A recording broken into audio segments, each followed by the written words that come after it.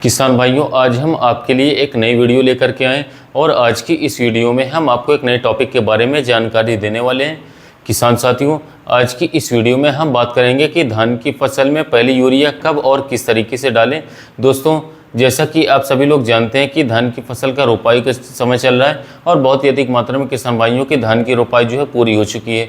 दोस्तों, अब धान की फसल में खाद डालने का सही समय चल रहा है। हमें अपने धान की फसल में कितने दिन पर पहली खाद डाल देना चाहिए और इसके साथ साथ पहली खाद में हमें क्या क्या मिला करके डालना चाहिए, यूरिया के साथ दोस्तों हमें कौन कौन सी खादों को मिला करके डालना चाहिए, कितनी मात्रा में डालना चाहिए, किस कंपनी की लेना चाहिए और किस प्रोडक्ट को लेना चाहिए, कितनी मात्रा में लेना चाहिए, इसके बारे में आज हम आपको इस वीडियो में पूरी जानकारी देने वाले हैं। आपको सिर्फ क्या करना है, वीडियो को शुरू से अंत तक जरूर देखना है, अपने किसान मित्रों तक दोस्तों शेयर कर देना है, जिससे कि वह भी इस बहुमूल्य जानकारी को प्राप्त कर सकें और अपनी धान की फसल में समय पर खाद को डाल सकें और देखभाल कर सकें। और दोस्तों, अगर आपको वीडियो अच्छा लगे तो चैनल को सब्सक्राइब कर दीजिएगा, वीडियो को लाइक कर दीजिएगा और अपने किसान मित्रों के साथ जरूर शेयर कीजिएगा ताकि उन्हें भी यह महत्वपूर्ण जानकारी मिल सके, उनका भी फायदा हो सके। किसान भाइयों, चलिए सबसे पहले बात करते हैं कि हमें अपने धान की फसल में पहली खाद कब डालनी चाहिए, रोपाई के कितने दिन बाद हमें अपने धान की फसल में पहली यूरिया का छिड़काव कर देना चाहिए, सही समय क्या होता है, इसके बारे में हम आज की इस वीडियो में डिटेल से जानेंगे। दोस्तों, जैसा कि आप लोग जानते हैं कि इस समय पर हमारे किसान भाई जो है धान की फसल को मुख्य रूप से दो तरीके से लगाते हैं। एक तो पहले धान की बेन डाल करके उसकी रोपाई करते हैं, दूसरा धान की सीधी बोई कर रहे हैं DSR विधि से।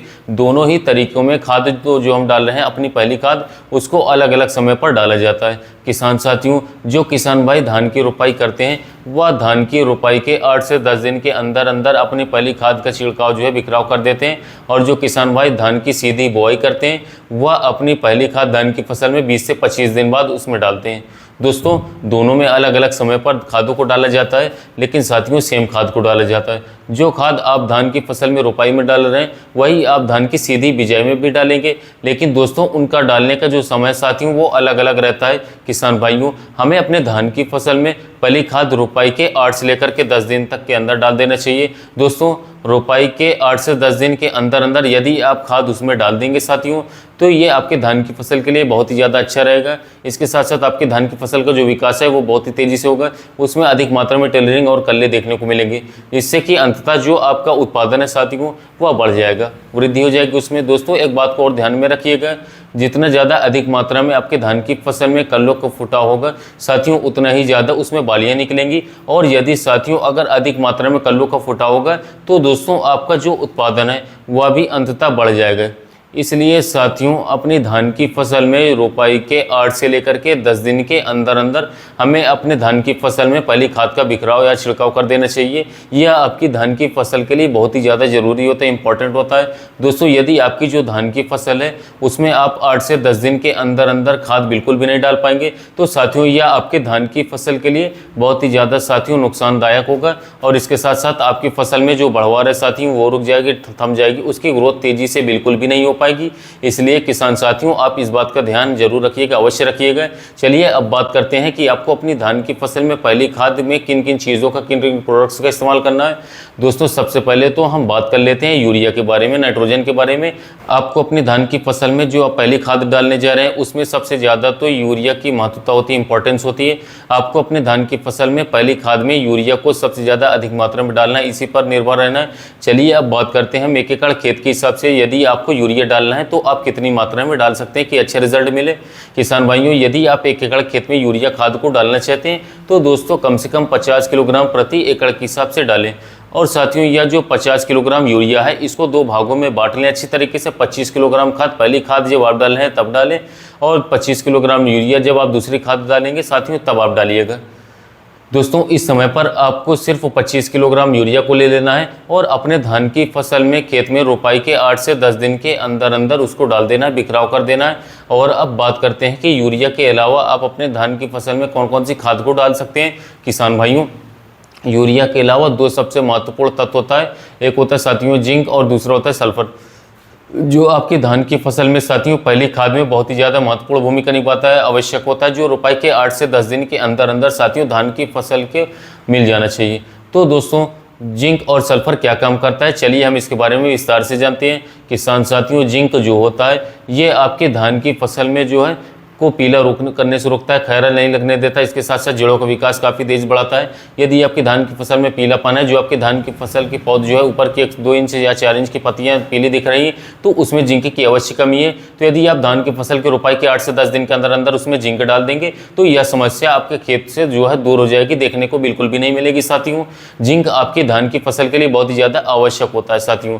किसान भाइयों, मार्केट में जिंक कई प्रकार के आते हैं, जैसे कि साथियों एक आता है मोनो जिंक, जो कि दोस्तों दयाल कंपनी का काफ़ी फेमस है। अभिमन्यु का आता है फेमस है 33% का, और एक आता है 21% का, और दूसरा आता है मैग्नीट्यूड जिंक। इसमें सबसे ज़्यादा जो अच्छा होता है साथियों, हमारे उपयोग से जो हमने किसान भाइयों को उपयोग करवाया है उसका अनुभव बता रहा हूँ आपको, मैग्नीट्यूड जिंक सबसे अच्छा होता है। मैग्नीट्यूड की मात्रा जो है थोड़ा ज़्यादा इस्तेमाल करनी पड़ती है। जो जिंक 33% आता है उसकी तुलना में दोस्तों आपको मैग्नीट्यूड जिंक जो है 1 आध किलोग्राम ज़्यादा डालना पड़ जाएगा। लेकिन दोस्तों मैग्नीट्यूड जिंक में ये फायदा होता है कि उसमें जिंक के अलावा भी साथियों और भी जो तत्व होते हैं, जैसे कि आयरन हो गया, कॉपर हो गया, बोरॉन हो गया, मैग्नीशियम हो गया, कैल्शियम हो गया, इन सब तत्वों की भरमार रहती है साथियों, मिल जाते हैं, जो आपकी धान की फसल के लिए बहुत ही ज़्यादा बहुमूल्य साबित होते हैं। किसान भाइयों, यह जितने भी प्रकार के तत्व होते हैं साथियों, इन सभी का फसलों में बहुत ही ज़्यादा उपयोग होता है साथियों। यदि आप मैग्नीट्यूड जिंक का छिड़काव करेंगे, स्प्रे करेंगे दोस्तों, या फिर बिखराव करेंगे, तो ये आपके लिए बहुत ही ज़्यादा फायदेमंद रहेगा साथियों।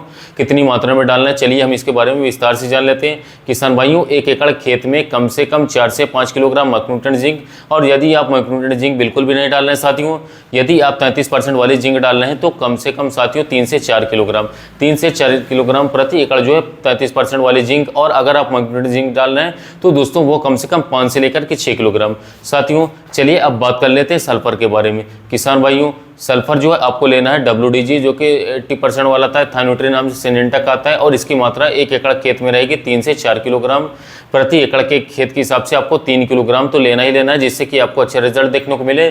सल्फर WDG होना चाहिए 80% वाला। ये आपको धान की फसल के लिए साथियों बहुत ही ज़्यादा बढ़िया और बेहतरीन रहेगा। अब ये धान की फसल में साथियों सल्फर का जो उपयोग होता है वो ये होता है कि आपकी साथियों जो जड़ें होती हैं वो बहुत ही ज़्यादा गहराई तक जाएंगी, जिससे कि वो आसानी के साथ साथियों जमीन से तब तक वो खादों को अवशोषित करते रहेंगे, और उनकी जड़ों का विकास जितना ज़्यादा होगा साथियों उतना ज़्यादा उसमें टिलरिंग देखने को मिलेगी, कल्ले देखने को मिलेंगे, और साथियों उतना ही आपको पूंजा मजबूत होगा, और आपके जो धान के पौधे हैं साथियों वो तेजी से विकास करेगी। इसके साथ साथ आसानी से उसमें अधिक मात्रा में कल्लों को फुटा हो जाएगा। तो साथियों सल्फर भी आपके लिए काफ़ी ज़्यादा बहुमूल्य होता है, महत्वपूर्ण भूमिका निभाता है। सल्फर आप जरूर अपने धान की फसल में जरूर से जरूर डालें। सल्फर की मात्रा किसान साथियों कम से कम 3 से 4 किलोग्राम प्रति एकड़ के हिसाब से रखनी चाहिए, बहुत ही जरूरी होता है। आप इन तीनों चीज़ों को ले लें साथियों। अपनी पहली खाद में आप सबसे पहले तो यूरिया ले लें 40 से 45 किलोग्राम में से आधा ले लें 25 किलोग्राम, फिर जिंक ले लें आप 5 से 6 किलोग्राम, फिर सल्फर ले लें आप 3 से 4 किलोग्राम। इतना जो अच्छी तरीके से मिक्स कर लेना है, और मिक्स करने के बाद 1 एकड़ खेत में इसको अच्छी तरीके से बिखराव करवा दें। किसान भाइयों, एक बात को और आपको ध्यान रखना है साथियों कि यूरिया जो आप इस्तेमाल कर रहे हैं वो साथियों आप चाहें तो नीम कोटेड यूरिया इस्तेमाल करिएगा साथियों। शक्तिमान कंपनी की नीम कोटेड यूरिया आती है मार्केट में साथियों, यह यूरिया जो है बहुत ज़्यादा बढ़िया रहती है, बेहतर रिजल्ट निकालती है। तो यदि आपको नीम कोटेड यूरिया नहीं मिल पा रही तो साथियों आप इफको कंपनी के जो है आप ले सकते हैं, सरदार के ले सकते हैं, फिर IPL कंपनी के ले सकते हैं, सिक्का के ब्रांड के ले सकते हैं। ये सब प्रमुख कंपनी है यूरिया की जो नीम लेपित यूरिया बनाती है साथियों। आपको इनमें से जो भी यूरिया मिल जाए उसको ले लें, और उसमें जिंक सल्फर को अच्छे तरीके से साथियों मिक्स कर लें, और उसके बाद अपने धान के खेतों में इसका बिखराव करवा दें साथियों। आपकी धान की फसल के लिए यह बहुत ही बहुमूल्य और इसके साथ साथ बहुत ही बढ़िया रहेगा। आपकी धान की फसल का विकास बहुत ही तेजी के साथ होगा साथियों। किसान भाइयों, यदि आपको आज के हमारे ये वीडियो जो है पसंद आया हो तो साथियों वीडियो को लाइक कीजिएगा, अपने किसान मित्रों के साथ शेयर कीजिएगा साथियों। मिलते हैं अगली वीडियो में।